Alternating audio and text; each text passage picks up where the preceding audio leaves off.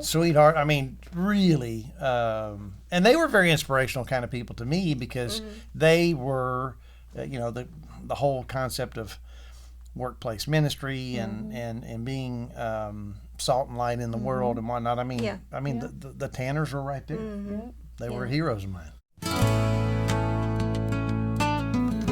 Welcome to the Stir It Up podcast, where our purpose is to encourage, challenge, lift up, and stir up the body of Christ to love and good works. Hello, and welcome to the Stir It Up podcast. I'm Michelle Dowdy. And I'm Starla Harbin. And we have a very special guest with us today who we've already been having such a great time. Yes. Mike Hedden is here with us.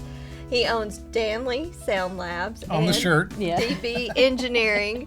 And if you've been to Disney, if you've been to Sanford Stadium, if you've been to Mercedes-Benz, you have heard these Danley. Anywhere in the world. Right. All over the world. They are all over the world. So just wanted to talk to him about the business and his years of just running his business with Christian principles and what that's looked like through the years. And so we're just glad to have you with us. Yes. Glad to be here. Yes. Well, and y'all go way back because y'all have been reminiscing and I've been learning a lot, and y'all go way back. You have no idea. Hopefully they burned the tape because when we were doing that Larnell Harris thing, I actually tried to do a Larnell Harris thing, and you don't want to hear me try to do a Larnell Harris. You don't want to hear me try to sing Sandy Patty. But the first time I heard Mike Hedden's name was early 90s when we were headed on the road. Oh, yeah. Yeah, so I've actually known you longer than I've known Mark, Yes. So we met when we were both working at a store at Georgia Music and Book Center. And now this store had pianos, books, Christian everything. Bibles, gifts, remember Bibles, how many Bibles had I probably ruined with we had the foil imprinter thing. The imprinter. We imprinted Bibles. and if you had just a little dyslexia, that was a problem. Well, it looked like right. And then Daryl, who was the sweetheart of a guy, the guy that owned the place, he would be a terrible poker player because his tells, he had like, if something upset him, you didn't have to look real hard. Yeah. It's like, oh, why is Daryl turning beet red? Oh, he's... Now, was this in Gainesville? Now, Daryl, if that's... Yes. Okay. So, this was the Wiley family, the ones who own J&J. Okay. The grocery store. So I get off the road, and so I was on the road with Truth, Christian band back in the day. I got off the road in 85. Anita, my wife, we had dated for like, 4 or 5 years, and then I went on the road. She graduated from Barry as a math teacher. She was teaching at Gainesville High School. So get off the road. It's the old joke of what do you call a musician without a girlfriend or whatever, and the punchline is homeless. But I get off the road. I have no money. I have trumpets and a lot of good stories, so I've got to find a job. And I remember plain as day. I'm driving down Browns Bridge, and Daryl had a help wanted sign out, and the music store had just opened. And I walked in there and said, "Hey, I just got off the road with the Christian band. I was a music ed major in college. I thought I was going to be a band director, and I'd done music at a couple of churches, so I was very familiar. I mean, that store sold choir robes, sheet music. Yeah, I mean everything. Yeah, it was like there just is not. There aren't stores like that. No, there are not, and there's a reason for that. But it was fun. I never will forget. So and you can edit all this out. So we had this sweet little tiny little girl named Linda Kent. Yes. That was sweet as sugar. And she was very prim and proper. And this very country guy walked in, and he's asking for a piece of sheet music. And he says, "I need to know if you have the music to Wallflower." And I remember watching it, and she says, "Excuse me, I didn't understand what you said." He said, "I need the music to Wallflower." And Linda's just trying to figure out, how do I go here, And then she said, could you write that down for me? And it's Wildfire. The old, who was it, David? oh gosh, he had 3 names. Something. Michael James Murphy. Yeah, Michael James Murphy. Yeah. Michael James And and every time I hear that, I hear, she came running wild far. Anyways, we have a lot of We had those. some time. Yes. Yeah. So then, and you tune pianos too. Now, I did you already know how to do that when you, or No. you took a course? So I get Yeah. off the road. Anita's got a real job teaching at Gainesville. That's honestly kind of where my connection. So when I was on the road, we would play First Baptist Gainesville a good bit. That's where I first met Mark. I was around Mark. Yeah. Him and Tony Hamilton. Yeah. And Oh. Jimmy Yeah. Cutrell Yeah. and and Hugh. I mean, Hugh Norman was a fine trombone player. Yeah. And Hugh Norman was actually, didn't he do something at Roswell Street at one point? He was like a Yeah, long time. so and all these roads, my travels in truth, which I was on the road for like 3 years. We had, I got to know some phenomenal people. People that I literally, to this day, are just some of the most dear friends. And I've, as an aside, I executive produced the 50th anniversary project, which is just getting to where it's going to be released. That was in Mobile. That was in Mobile at Cottage Hill. We did a 4.5-hour concert. Yeah. Wow. And we had so many people come back. It was Roger used to talk about, he wrote a book called In Search of a Lovely Moment. And holy Moses, there was a bunch of lovely moments. I bet. And lots of tears. Yeah, I bet. And I mean, so having gone through the process of executive producing that project, I mean, I've listened to 4 hours of music a lot. Yeah. And to show you how powerful a song can be, you listen to it to the point of you think you're getting tired of it, but yet you hear it again and it moves you to tears because it's such a powerful song, Right. And that's what we love about music in general. Yeah. It's, but so I'm on the road for almost 3 years. Get off the road, moved to Gainesville, and didn't have a job. I really kind of thought God wanted me to go back to finish my degree. I'm going to go be a minister of music part-time, and I'll be a band director. Yeah. And that was not at all in the plans. And so I go in there, talk to Daryl, and started that. And that's ultimately where I got introduced. We had a guy walk in one day, J.T. King walked in and said, hey, I was a technical services director at Crown, and back in the day, Crown International was the premier amplifier manufacturer, and it was a godly company. I mean, Clarence and Clyde Moore, totally. They were living the priesthood of the believer. I mean, it was incredible. They had an entire division called that was worked with JARS, Jungle Aviation Radio Fellowship, with Wycliffe Bible translators, and they built radio transmitters for to broadcast the languages to the various places. They had an entire division that was that had aviation. They literally bought planes and would put and JT had actually flown. Bush plane to take people back in for ministry and stuff. It's just an incredible company. And they got bought by a big conglomerate, and immediately the culture changed, and it became a shadow of what it was. And one of their key guys, Don Eager, who's a hero of mine, who's now at Word of Life Institute up in Shrone Lake, New York, which is a wonderful discipleship ministry. Don came to me one time when he knew I was starting Danley, 21 years ago now, and he said, with tears, he said, I just pray that that you fulfill what Crown wanted to do, because he said, Mike, we got so close, and then money destroyed us, and it happens a lot, Right. but That's a heavy mantle to carry, though. it is. And You tell know, us to be what, placed on you.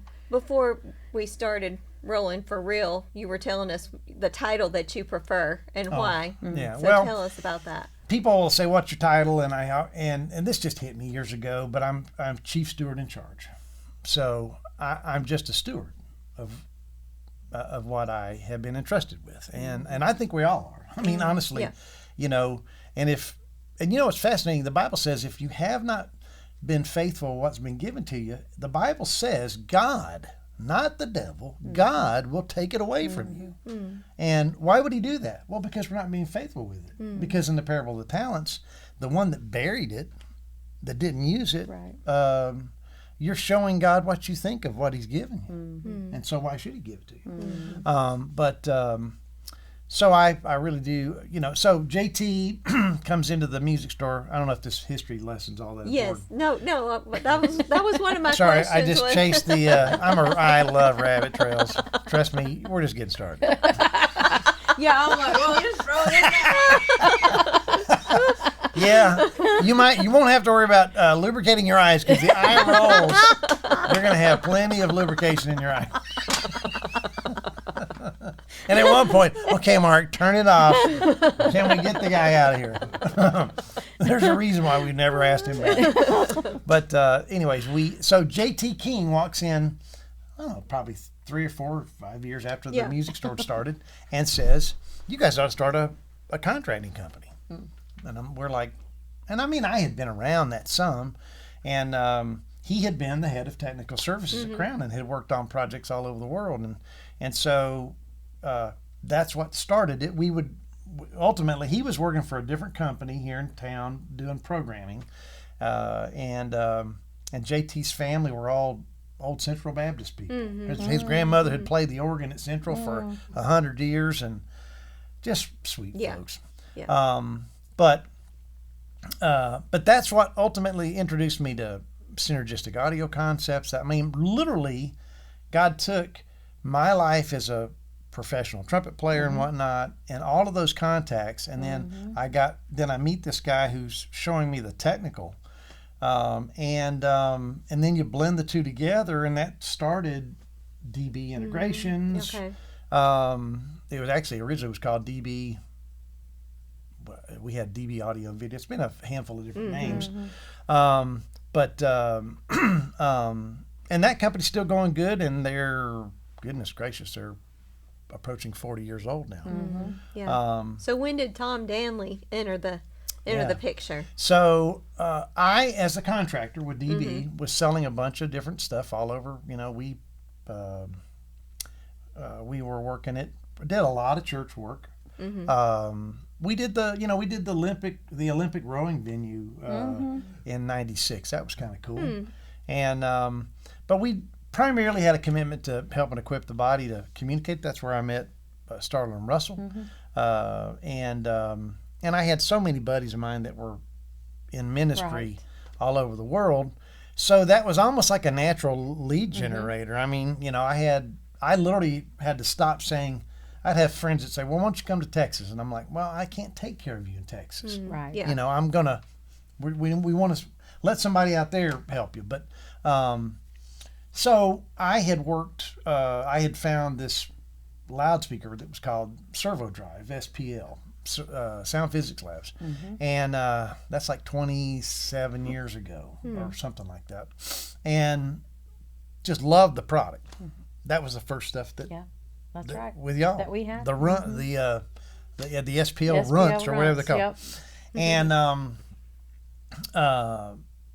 so I'm just a contractor, and Tom, backstory, Tom was basically a stay-at-home dad.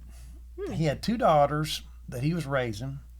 Tragically, his wife had abandoned the family, and she was a severe alcoholic, and so he's raising his girls, his 2 girls, Allie and Claire, who both now work in the company with us. Okay. And they lived in northern Chicago, Highland Park area. And but what he was doing is he was generating intellectual property. Like, okay, I have this patented design. I'll give you a license to make my product, and then you pay me a royalty. Okay, simple kind of stuff. Not unlike songs or whatever. And and I was probably his biggest customer. He wasn't an owner of that company, but he was supposed to be the beneficiary of it. His mother had been a widow for several years, so he had 3 girls, his 2 girls and his mom on the same street. His daughters were the 5th generation to live on the same street. Oh my goodness! Incredible. Wow, that is incredible. So the guy that owned that company, though,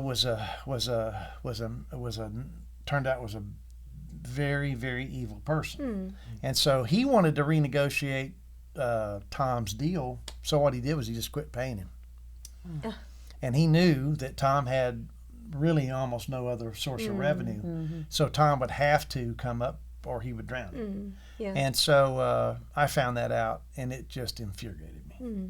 So, and I'm an open book. I'll say all this stuff. You can cut it out later.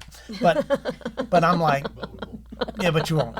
But I was like, okay, so I'm talking to Tom one day, and this is where Danley comes through. So I had met Tom working with this company, and I had seen him just very casually. He was not a friend. I mean, he would know me, but we were just acquaintances. Yeah. So I was talking to him one day about something on the phone, about an application or something, and he was really distant. And I said, Tom, what's wrong? I mean, you're not even, you're very distant. And he said, well, I really can't talk about it.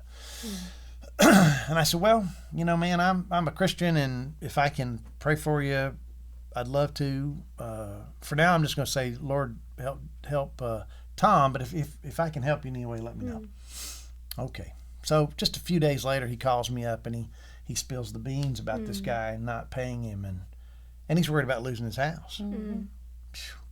Goodness. And I'm as loyal as an old hound dog, and it just infuriated me because I thought, dadgum, I'm paying the guy that's supposed to be paying you a chunk of money, Right. and he's not doing his part. So I said, well, Tom, tragically, I've had some friends of mine that went down this road, and they're no longer with us. So what you need is you need to get that pressure off of you. So here's what I'm going to do. I'm going to wire you the money, and you don't have to. This is not charity. You can pay me back or whatever. I said, but I know if I was in your place, this is what I'd want. So I said, I'm going to wire you the money. They're not going to take your house. And I had no idea that company. I mean, I had no intention of doing anything other than just helping him, because I knew what it felt like to feel like I ain't got any hope. Right. Yeah. And so, and it's funny because I was raised. My mom and dad are still with us. Daddy's he'll be 90, and Mom is 86. And you don't want to say 87 because she would slap me. They're both in great health. They're incredible. And I got my funky groove from my mama. My mother's this little white woman who loves, like, we would sit at home, y'all, and we would watch Soul Train. And we would sit at home, like she walked in one day and she said, Michael, I want you to hear this. And it was Willie Mitchell's Soul Finger. And I'm like, man, I got a funky mama. I didn't know what funk was. And I'd sit in there on that naugahyde couch and whoop the fool out of it playing the drums, And if you got just right, you could kind of get a couple of different sounds off the couch, But oh my goodness. So why am I telling you this? Danley. Danley. Yeah. Tom. So I'm like, No hope. come back. Yep. So we are. I'm sitting there thinking, if I was in a position where, the point is, I was raised in a very blue-collar, lower middle class, honestly. I mean, I lived in a single-wide trailer for a period of time when I was in high school and whatnot. My dad got out of the Air Force. He retired. I was born in Texas, and we lived all over. We lived in Hawaii. We lived all over the place. But when Daddy got out in the late, it would have been 1970, I guess. I was 13 years old. No, that would be 74. And so everybody assumed my dad had money because he's retired. So he got treated that way. and we moved back to the mountains to Hayesville, Hiawassee, that area. Yeah. And my folks on both sides of the family go back 200 plus years up there. And anyways, but there wasn't a lot of work. If you weren't selling real estate or something in that area, there's no money up there. So anyways, and then Jimmy Carter, 21% interest rates and whatnot, it was breaking everybody's back. Yeah. So I don't come from a lot, but my mama and my dad loved me, and they made the most important investment, which was, there was no option. We were going to be at church Sunday morning, Sunday night, Wednesday night, brotherhood breakfast. We're there. Yeah. And you didn't get asked, do you want to go? Right. You just went. And my mother was with me when I came to Christ as an 11-year-old in Biloxi, Mississippi. And as Mr. Breland would say, it was at the Emmanuel Church, not the Immanuel. It was the Emmanuel Baptist, not the Immanuel. But anyway, so they gave me what I really needed, but we didn't have any money. But God started birthing this generosity thing in me years ago. And so anyways, I saw a need with Tom, and I was like, I can do this. So, I'm in this organization called C12. So C12 is it's the largest peer review business organization of its kind. There's about, there's 3,000 to 4,000 businesses in it now.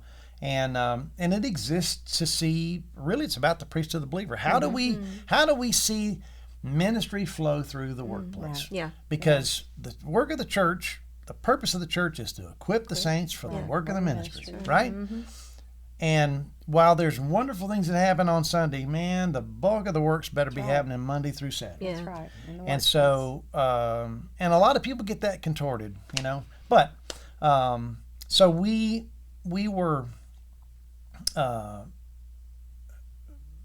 Tom, I help him, but I'm in C12, and I have a segment that's on bags, which was actually a Dr. Falwell thing. Big, hairy, audacious goals. Okay. What do you have in your life that's destined to fail if God's not in it? And I said, Lord, I don't really have one. I'm kind of doing the thing, and seems to be fine. But Lord, if you got something you want me to do, just show me. That's it. No big, I didn't go sacrifice nothing on an altar and, drag myself, down the street with glass and all that stuff, beating myself. Right. Sitting on the back of Funkin' Wagnall's back porch. That's an old Ed McMahon thing. Sorry. Sealed in a mayonnaise jar on the back of Funkin' Wagnall's back porch. So I said, Lord, show me if you want me to. And within 3 weeks, I'm having this conversation with Tom Danley. And Tom Danley calls me one day and says, would you have any interest in building my speakers? And I took that phone and I said, literally, just like this, Lord, is this the bag? Hey, Tom, let me get back to you. And I thought, I know, I've done a lot with speakers, but I don't know the first thing about manufacturing. Yeah. So I did what anybody do. I fleeced the fool out of it. I Yeah. said, Lord, you're going to have to show me. Yeah. Because there's a way that seems right to me that could lead to death. There's all kinds of bad stuff Right, that could right. come out of this. So And DB was going. and DB's fine. going. Yeah. And that literally, thank you, because that was one of the things that bothered me. I said, Lord, if I start this and I'm wrong, I'm going to see 25 families hurt because of my Yeah. stupidity and me not hearing you. So just make it plain. Yeah. And so I bring Tom down. We're sitting at Chef Wang's across from Lakeshore Mall, at the Chinese restaurant. Yeah.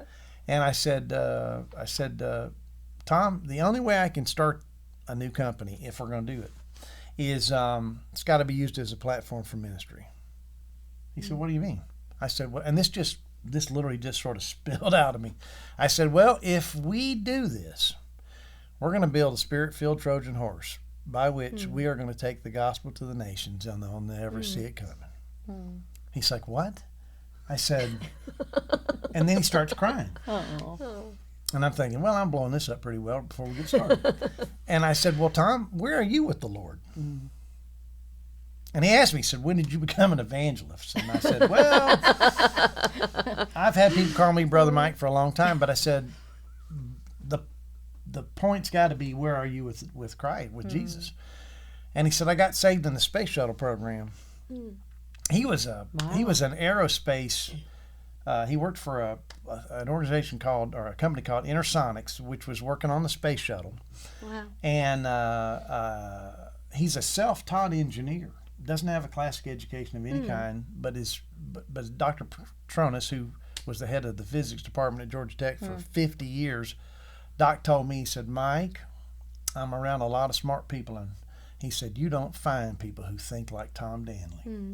And anyway, so Tom, this sweetheart of a guy, I said, well, tell me about how'd you come to Christ? He said, man, Mike, you don't see what we saw in outer space and not see God screaming at you.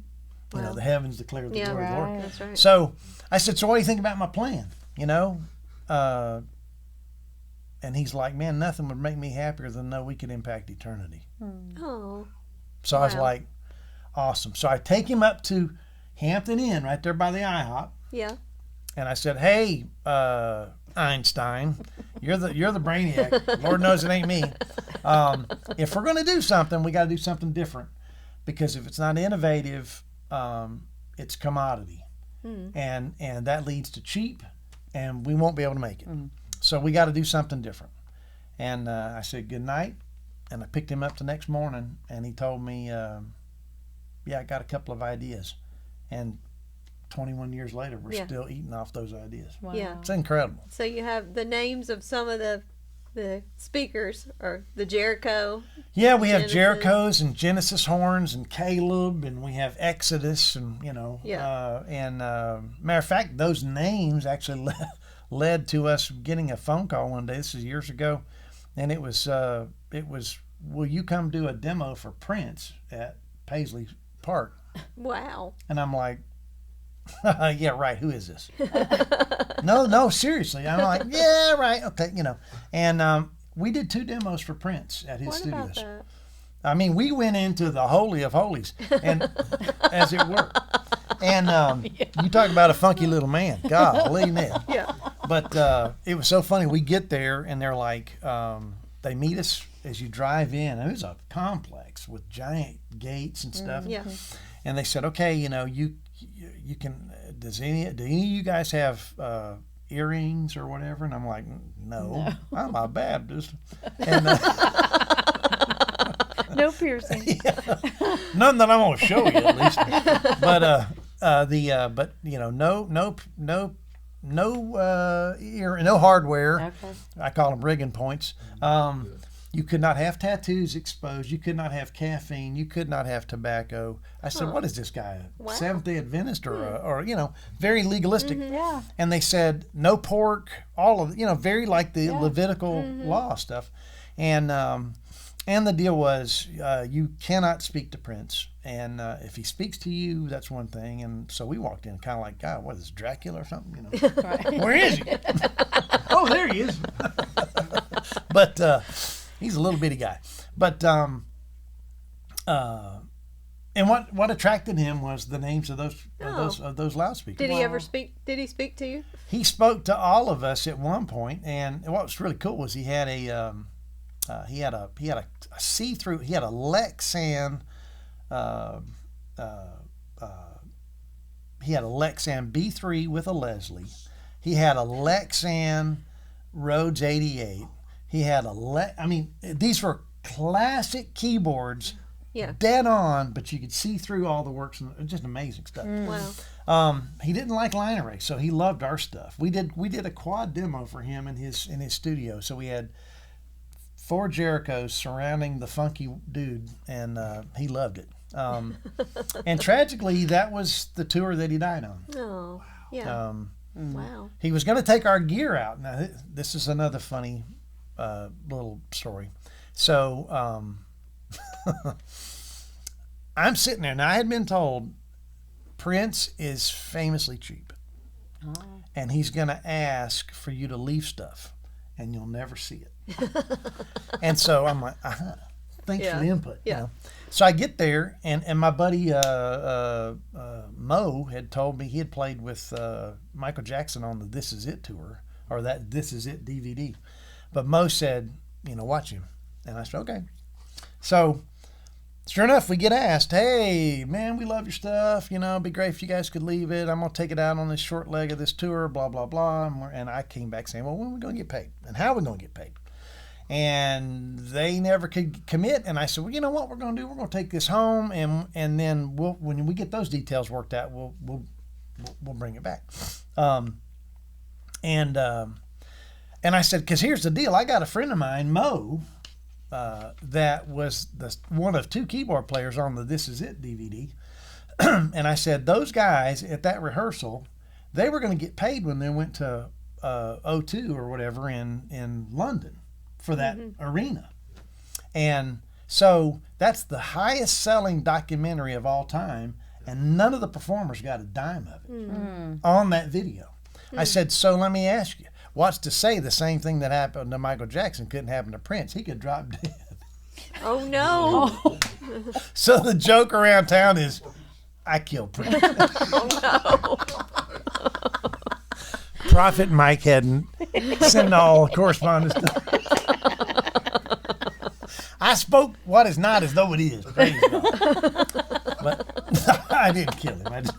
Right. You all. Sorry. Oh, goodness.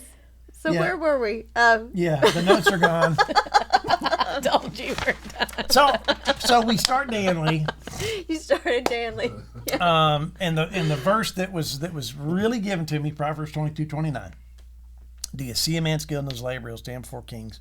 He'll not stand before obscure men. Yeah. And Prince, and I've got a picture of our loudspeaker with the Queen of England in front of it. I've got, and the names that God has blessed us to be in front of, from, whether it's IMAX or Cirque du Soleil or Disney or Nike or Walmart, or we've done 100 Division I football stadiums. We've done the majority of the top 10 capacity stadiums in the country. We're doing Tennessee right now. It's the 7th largest stadium in the world. And every time, and here's another one. So I'm at Bryant Denny, University of Alabama. The hallowed grounds of, Bell Bryant and all that stuff. And I get a phone call to come do a Genesis horn demo, and I go over there, and they'd spent a bunch of money on a brand new audio system, and the story I was told was that Nick Saban heard it and hated it, and said, "There's no energy on the field. You guys got to do something about this." And this is the first year he had been hired. So I get a phone call, and it wasn't our stuff that was in there, but anyway, so I go over there and do this demo, and they loved it. And so, but I'm standing there doing this demo for these people, and I've got everybody but Saban on the field. I mean, I've got 30 people behind me, and I keep saying, or I keep hearing, who the hell is he, and where the hell did he come from? What the hell, blah, blah, blah. And I just had all these hell references. And I said, and I just heard the Lord tell me, plain as day, you testify of me. I said, yes, sir. So I just turned around. I had no idea. You can tell. No idea what's coming out of my mouth. And I said, hey, fellas. They looked at me, and I said, it ain't about hell. They're like, what? I said, well, you keep talking about hell. I said, do you even know what hell was made for? It's for the devil and the angels that fell with him, and it sadly awaits all those who die without Christ. It ain't funny. It ain't cool. And I'll assure you my speakers don't come from there. I said, the Bible says every good and perfect gift comes from above, coming down from the Father of lights. In him there is no shadow of turning. I said, so I'd appreciate it if you'd give credit where credit's due. It's not about hell. It's about heaven. And they looked at me like, oh my gosh, who let this bozo in? But he makes nice stuff. And what was so cool was, I had that because I felt like that's what God called it. For me, the why has always been, it's about seeking the kingdom. It's all about Matthew 6:33. It's about the why of what we do is not for me. I'm just a steward. And if I'm not faithful in sharing the message of hope that comes through Christ, then I am not being a faithful steward, and he will replace me. So I said, so I'm just being me. And one of the guys walks up to me. His name's Harold Sexton. And he was the head of AV at Alabama. Been there 28 years. Harold's got so many world national championships, he can put one on every finger and still have one in the drawer or two. And he said, he walked up to me and said, Mike, he said, I'm ashamed I don't have your boldness. I said, well, Harold, you don't need my boldness. I said, dude, I got so much Peter in me. I'm a big talker, and sometimes I could deny him before the cock crows 3 times. Because my heart is deceitful, and I am prone to wonder, Lord, I feel it, you know. But I said, Harold, what you need is your boldness, and you just need to step out and let him, because he'll give you what to say in that very hour. That's right. And Harold now works with me. No. He came to me one day and said, Mike, I'm gonna retire, and you're the only guy I want to work with. Oh. Isn't that sweet? And he's doing a great awesome. job. It's just been so cool to see how. So every time we turn around, we're doing something that I'm going, wow, Lord. Yeah. Well, I know you share unapologetically with, I mean, just all over the world. So that kind of boldness, do you think that's ever cost you a job, or how do people Absolutely. receive that? Yeah, because, well, you know, the word says all who live godly are going to suffer persecution. Yeah. And so, yeah, I literally had a major consulting firm that I was talking to one day, and I'd known these guys through the industry before Danley. And I'm telling these guys, hey, man, I'm doing a bunch of stadium projects now, and love to work with y'all, and blah, blah, blah. And this one particular fella says, well, you know what, if you'll drop that Jesus excrement, we might talk about it. And I just laughed. I said, try that with a Muslim or a Hindu or a Jehovah's Witness or whatever. I said, and I told him, his name's Kevin. I said, Kevin, I don't exist and you don't exist if not for Jesus, because the Bible says in him and through him are all things made, and without him was nothing made. I said, so if that's a prerequisite for you to specify my product, that I'm going to deny the one that called me and made me, then just understand that it's an emphatic, ain't going to happen. Right. But I said, but hear me loud and clear, buddy. I'm going to see you in the workplace. Because God's going to put me in a place. And not too long after that, we're sitting across the table at Mercedes-Benz. And God's put me in front of he prepares the table for us in the presence of our enemies. And that guy's not my enemy. I pray for him. I've wept over him because he's lost. And God gave us Mercedes-Benz, much to their chagrin. And I just laughed and thought, see, look what God can. Right. There's a door no man can close, and there's a door no man can open. That's right. And you know, we've been blessed through our efforts to I mean, we've got. I do a lot of overt and covert ministry. So I do a lot of, I mean, we help with FCA, and we do a lot of evangelistic stuff. We had this past year that we're aware of in direct service that my guys worked on. We saw about 3,100 folks come to Christ. Oh, wow. That is amazing. And it's amazing. And then we do like covert stuff. So we work with an organization called Skull Games, and man, it's hardcore. These are guys going in. What it is, it's a bunch of ex-military that they do these internet hunts, they call them, and they hunt down these sexual predators, and they build the cases, and they go to law enforcement and say, here's where this man is, go get him. And just in like Oklahoma City in the last 6 months, about 270 some odd men were arrested. And these are, you know, I've got one princess. I've got Allie, who's you know, my daughter, who's, and then I've got two little granddaughters, and I think How could you? Right. How could you allow that? I mean, we all want to be Liam Neeson, who goes in there and just just lays everybody out, you know.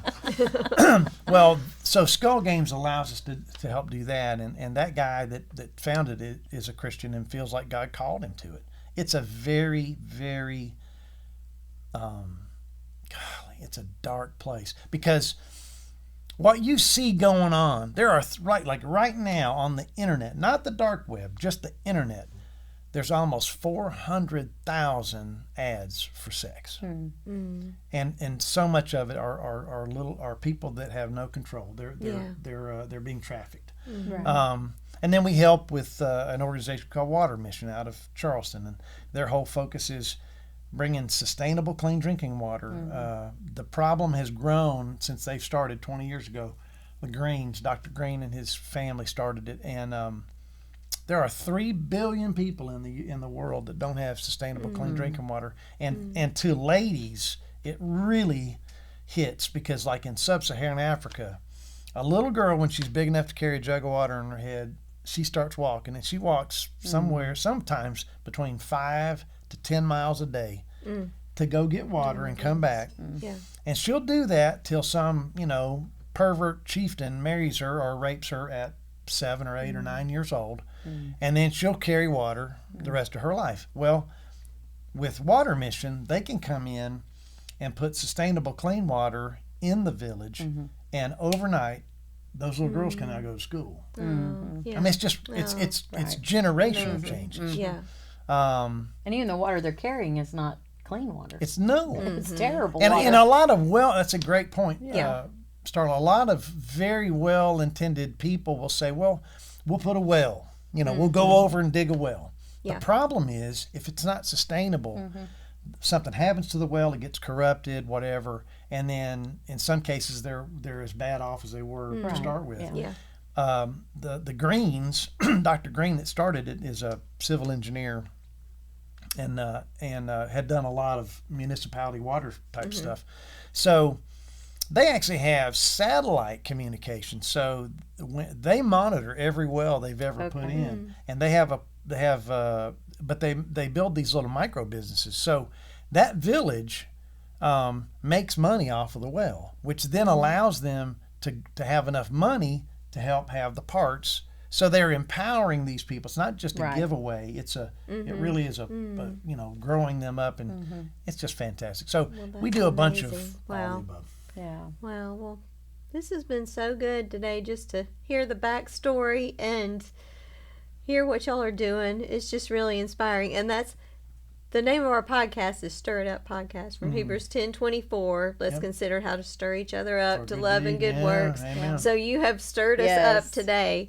And just maybe as we're wrapping up, what's maybe the best piece of advice that you could give to someone? Maybe there's somebody kind of similar to your situation, or somebody that has a dream out there. They want to start a business. What's the best piece of advice that you could give? I've thought about that over the years. Number one, don't be so concerned with the end that you don't start.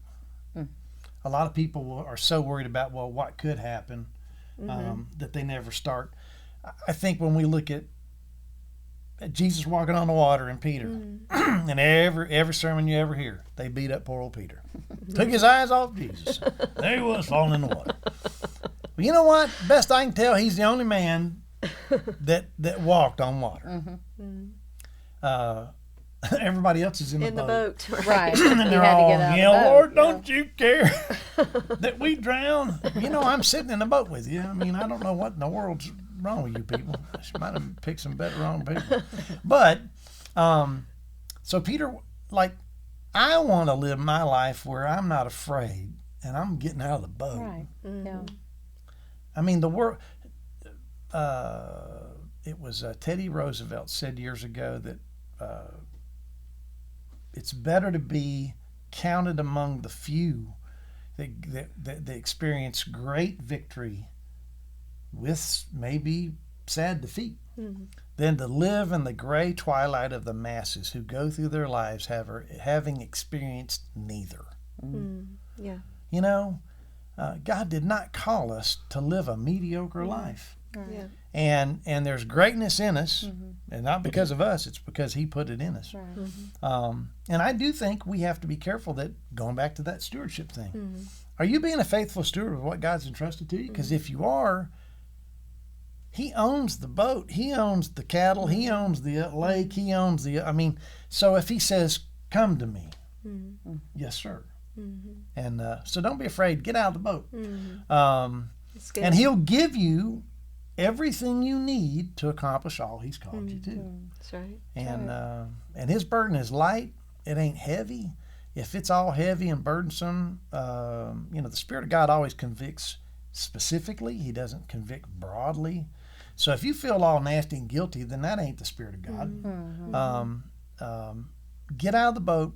Don't be afraid. I love the fact that, how many times do you see when anything happens, you hear peace or you hear fear not? Why? Because our nature is fear. Right. Exactly. Yeah. Anxiety. Lord, don't you care that we perish? They said, and he's like, oh, ye of little faith. And then he says, stop or hush. And the wind just. Right. And I love that song, be still my soul, the Lord is on your side. The end of that says, talks about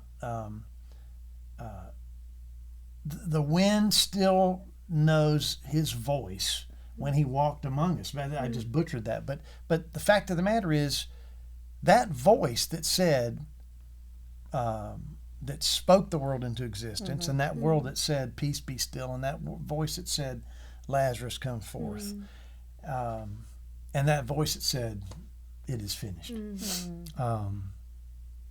He's the one that said, come to me, all you that are weary and heavy laden, and I'll give you rest.